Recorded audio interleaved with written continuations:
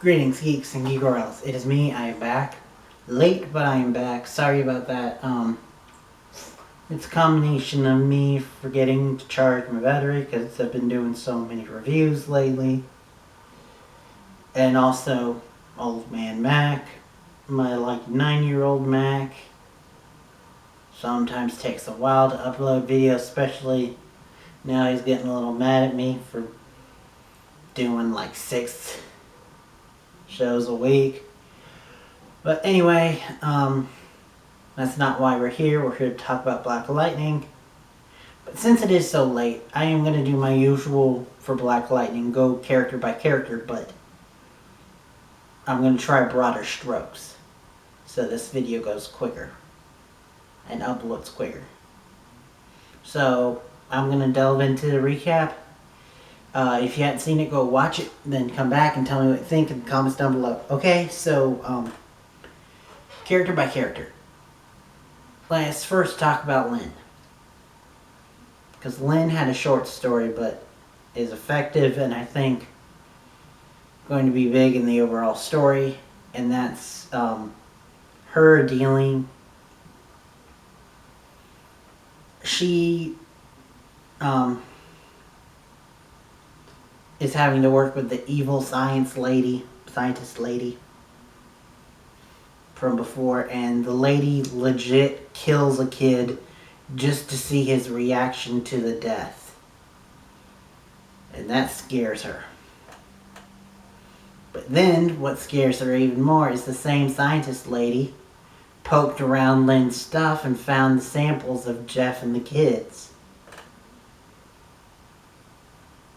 And even though it didn't say who they were, she basically said that if the ASA, now keep in mind this is the real ASA and not the rogue nation, they still want to take the family and poke and prod them and extrapolate all they could because it's the new phenomenon. So Lynn's really freaked out. Then we had Gamby's story. Gamby was dealing with the vice principal chick who apparently wasn't dead. But he took her to a room where he kind of sort of interrogated her a bit. He said that she was dying, and she ended up telling him that Tobias had a suitcase and that Tobias had the suitcase, Proctor's suitcase, and gave him her phone, which apparently has information on it. Other than that, Gamby was just the helping hand. He told Jeff about Anissa's secret mission to get money for the church, but then also allowed Anissa to stay with him when she was arguing with Jeff and Lynn. Which, speaking of, we get to Anissa.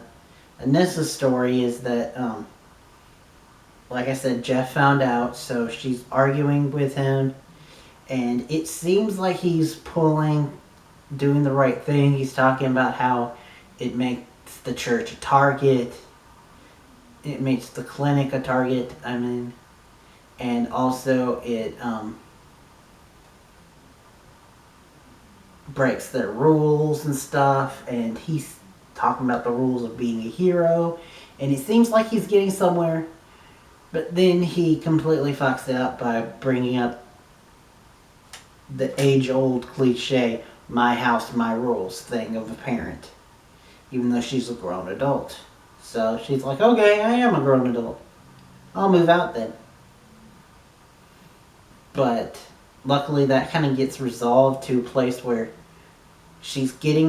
it looks like she's getting her own place, but it's still someplace that the parents know and is safe for her. It's his father's house where they had the shootout at the finale,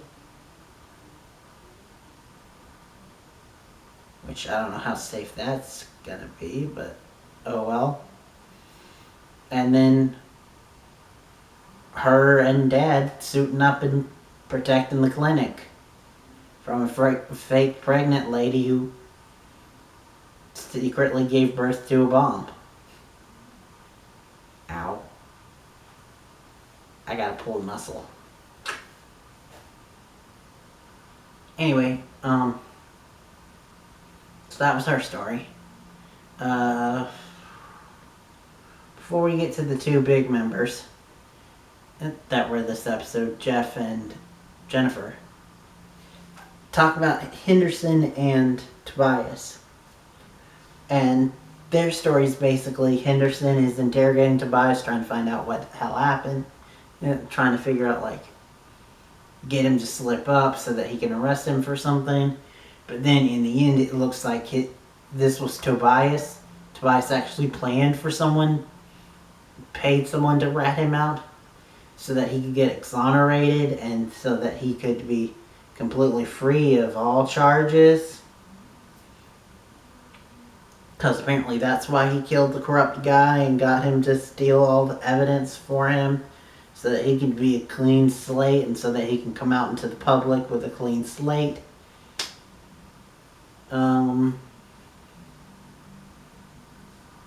A more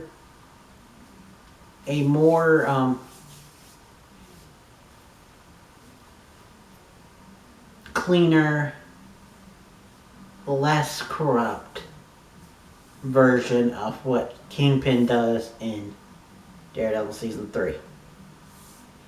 Which, please, dear gods, let that get a Season 4. I need a Season 4. But that's beside the point. So, that's their story. Also, Henderson finds out that yet again Jeff lied to him about something else. Because he finds out that Jeff was there as a kid and he watched Tobias. But unfortunately, he has no evidence to back it up. Just all they have is hearsay of a biased witness. So, that's no good. Which, that brings me to Jeff's story. Jeff is just basically mostly, in this episode, reactionary. Like, he reacts to Anissa. He reacts to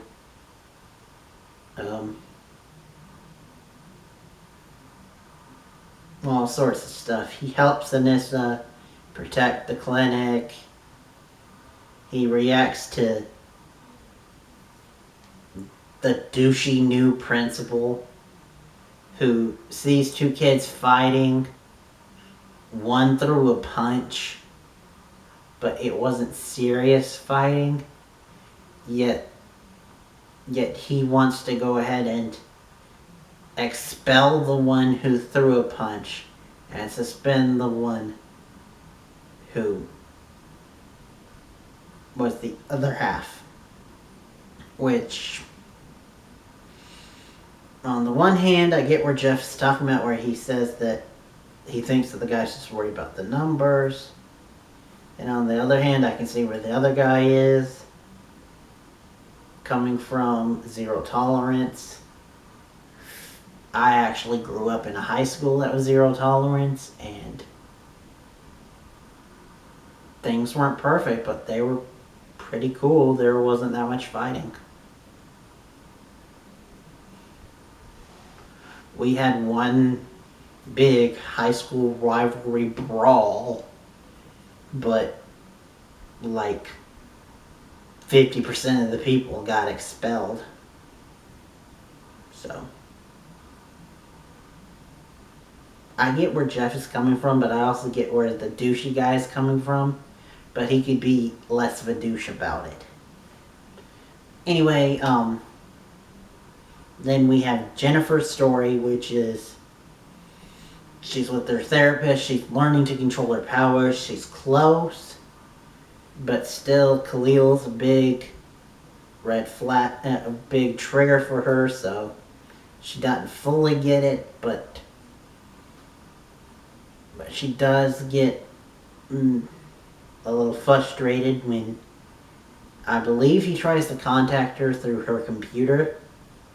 And so she ends up accidentally frying the computer. And the parents are like, okay, that's the last straw. You're never going back to your high school. We're going to homeschool you. Which sounds harsh, but also they're not telling her that the high school's now run by a douche who's zero tolerance, who will get her kicked out if she even, like, hints at her powers.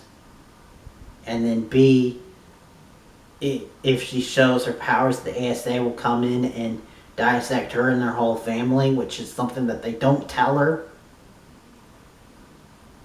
But because they don't tell her and they just tell her that they want her to homeschool, she freaks out and actually legitimately for the first time texts Khalil and meets up with Khalil, which that's definitely not gonna backfire.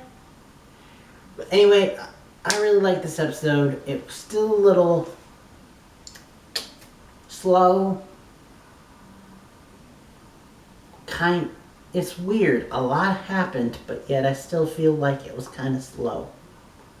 It's weird, but I still really liked it. Let me know what you guys think in the comments down below.